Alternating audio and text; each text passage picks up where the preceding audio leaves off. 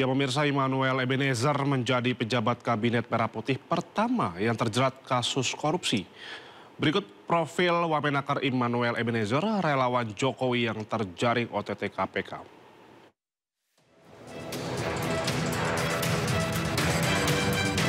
Wakil Menteri Ketenagakerjaan Immanuel Ebenezer menjadi sorotan publik lantaran terjaring operasi tangkap tangan KPK terkait kasus pemerasan pengurusan sertifikasi keselamatan dan kesehatan kerja atau K3. Noel, sapaan Immanuel, merupakan salah satu politikus dan juga aktivis. Sebelum menduduki jabatan saat ini, Noel meniti karir sebagai aktivis Gerakan Mahasiswa Reformasi 1998. Ia ikut pergerakan untuk menjatuhkan Orde Baru. Belasan tahun tak terdengar usai menurunkan Orde Baru, nama Noel kembali naik dalam Pilpres 2019. Pada 2019, Noel memimpin gerakan relawan dengan nama Jokowi Mania Nusantara, sebuah gerakan masyarakat yang sudah mendukung Jokowi sejak Pilpres 2014. Ia membawa Joman mendukung pasangan Jokowi Ma'ruf Amin di Pilpres 2019. Noel ikut serta dalam proses kampanye Prabowo Subianto saat dipasangkan dengan Gibran Rakabuming Raka dalam Pilpres 2024. Kemenangan Prabowo dalam Pilpres 2024 membuat Prabowo memberi amanah sebagai Wakil Menteri Ketenagakerjaan. Selain itu, Noel juga dipercaya sebagai Komisaris PT Pupuk Indonesia Persero hingga saat ini. Berdasarkan penelusuran LHKPN KPK, total harta kekayaan Noel mencapai 17,6 miliar rupiah. Harta tersebut dilaporkan ke KPK pada 17 Januari 2025. Kini Noel menjadi pejabat kabinet Merah Putih pertama yang terjerat kasus korupsi. Presiden Prabowo menyayangkan Noel yang terkena OTT karena sudah berkali-kali diminta menjaga semangat pemberantasan korupsi. Tim Liputan iNews melaporkan. Presiden ke-7 Republik Indonesia Joko Widodo meminta semua pihak menghormati proses hukum terhadap Wamenakar Immanuel Ebenezer yang ditangkap KPK dalam operasi tangkap tangan. Saya sangat mengapresiasi kerja baik dari KPK dan kita semua harus menghormati proses hukum yang ada. Ya, ikuti proses hukum yang ada. Ya.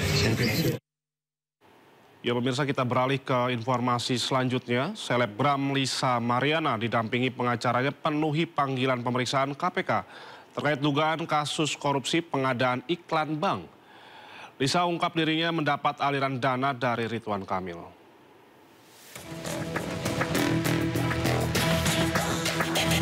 Selebgram Lisa Mariana telah usai diperiksa KPK sebagai saksi dalam kasus dugaan korupsi pengadaan iklan bank yang melibatkan Ridwan Kamil, Gubernur Jawa Barat periode 2018 hingga 2023. Pemeriksaan Lisa berlangsung dari Jumat siang sekitar pukul 11.30 hingga Jumat sore sekitar pukul 16:28 waktu Indonesia Barat.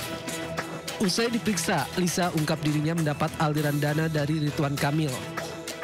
Saya menjadi saksi pemeriksaan Bank BJB. Iya, Ridwan Kamil ya. Ridwan Kamil. Aliran dana aja. Ya.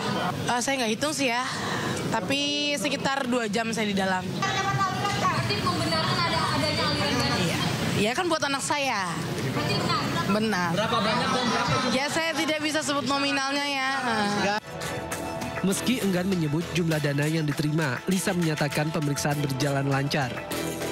Sebelumnya KPK telah menetapkan 5 orang tersangka dalam kasus dugaan korupsi pengadaan iklan bank yang menyebabkan kerugian negara mencapai 222 miliar rupiah.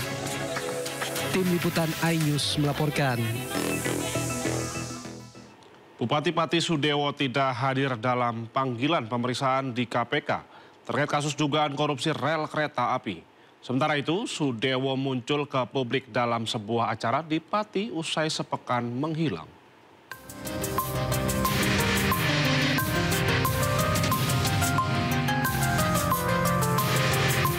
Komisi Pemberantasan Korupsi memanggil Bupati Pati Sudewo untuk diperiksa sebagai saksi terkait kasus dugaan korupsi proyek jalur kereta api Jumat kemarin. KPK menduga Sudewo menerima komitmen fee dari pembangunan jalur kereta api saat menjabat sebagai anggota Komisi 5 DPR, namun Sudewo tidak hadir.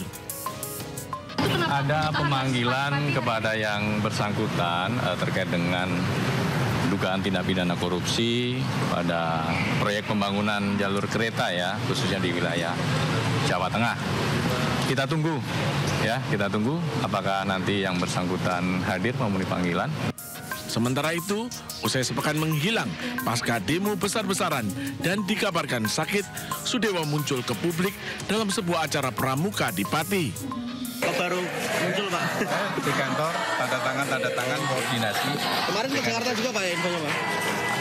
Di Jakarta ya, karena itu APKASI, ada rapat APKASI Asosiasi Pemerintah Kabupaten Seluruh Indonesia, dan juga menghadap Pak Menteri Keuangan. Kamu sakit Pak kemarin Pak? Sudah sembuh ya berarti ya? Ya, alhamdulillah doanya. Angket di mana Pak Bupati? Ya, monggo saya menghormati proses di sana berjalan. Kalau dipanggil siap datang Pak ya? Ya, insya Allah. Adapun dalam kasus dugaan korupsi rel kereta api Solo Balapan Kadipiro dan Kalioso tahun anggaran 2018-2022, KPK telah menetapkan sejumlah pejabat Kemenhub dan pihak swasta sebagai tersangka. Tim Liputan iNews melaporkan. Rapat Pansus Hak Angket DPRD Pati kembali digelar dengan pemanggilan mantan Kepala Badan Pengelola Keuangan dan Aset Daerah Pati. Terungkap kenaikan PBB P2 hingga 250% dilakukan tanpa kajian. Dan rapat pertama pun berlangsung di rumah pribadi Bupati Pati Sudewo. Warahmatullahi wabarakatuh. Salam yang hadir yang bisa mengikuti secara langsung di kantor. Rapat Pansus Hak Angket DPRD Pati menghadirkan mantan Kepala Badan Pengelola Keuangan dan Aset Daerah atau BPKAD Pati, Sukardi. Dalam rapat, tim Pansus mencecar Sukardi sejumlah pertanyaan terkait dasar kenaikan PBB P2 di Kabupaten Pati. Sukardi pun menjelaskan pada 23 Maret 2025, dirinya hanya hadir karena diundang tanpa tahu siapa pengundang resmi. Ia juga membenarkan rapat pertama kenaikan PBB tersebut digelar di rumah pribadi Bupati Sudewo, tanpa kehadiran sekretaris daerah dan asisten bupati.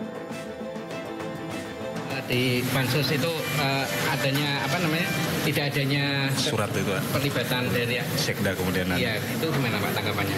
Saya kan diundang. Terima kasih.